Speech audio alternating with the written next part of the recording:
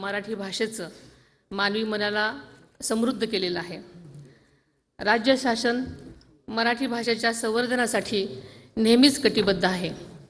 मराठी भाषेचा प्रचार आणि प्रसार करण्याबरोबरच वाचन संस्कृतीला प्रोत्साहन देण्यासाठी शासनामार्फत अनेक उपक्रम राबवले जात आहेत आणि परदेशातही मराठी भाषेचा प्रचार आणि प्रसार करण्यासाठी तेथील मंडळींना सुद्धा राज्य शासनामार्फत मदत केली जात आहे। आपल्याला सगळ्यांनाच माहिती असेल, आदरणीय अजितदादांच्या पाठबळामुळे लंडनमधील मराठी जनांसाठी स्वतःच्या मालकीचं महाराष्ट्र भवन हे सांस्कृतिक आणि सामाजिक केंद्र उभारण्यासाठी राज्य शासनामार्फत 2 महिन्यापूर्वीच 5 कोटी रुपयांचा निधी दिला होता। मराठी भाषेच्या प्रचारासाठी सार्वजनिक ग्रंथालयांना अनुदान वाढवून सुद्धा देण्यात आलेलं होतं। मराठी भाषेला अभिजात भाषेचा दर्जा मिळाल्यामुळे जगभरातील मराठी भाषिक, मराठी प्रेमी सगळेच आनंदी झालेले आहेत।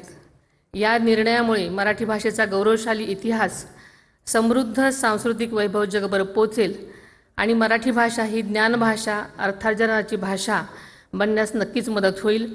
तसेच शिक्षण आणि संशोधन आणि रोजगाराच्या क्षेत्राला सुद्धा नक्कीच प्रोत्साहन मिळेल। प्रशासनामध्ये आणि आपल्या दैनंदिन व्यवहारामध्ये मराठीचा वापर वाढवणं ही खरं तर काळाची गरज आहे।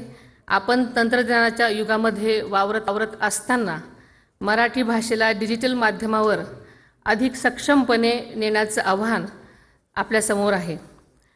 महाराष्ट्र विधिमंडळाच्या वतीनं मराठी भाषा गौरव दिनानिमित्त या कार्यक्रमाचं आयोजन केल्याबद्दल मी आयोजकांचं मनापासून अभिनंदन करते, त्यांना मनापासून शुभेच्छा देते।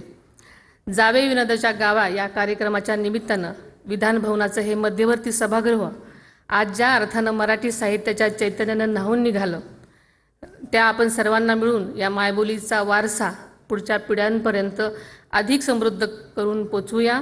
पुन्हा एकदा आपल्या सर्वांना मराठी भाषा गौरव दिनाच्या शुभेच्छा देते आणि थांबते। धन्यवाद।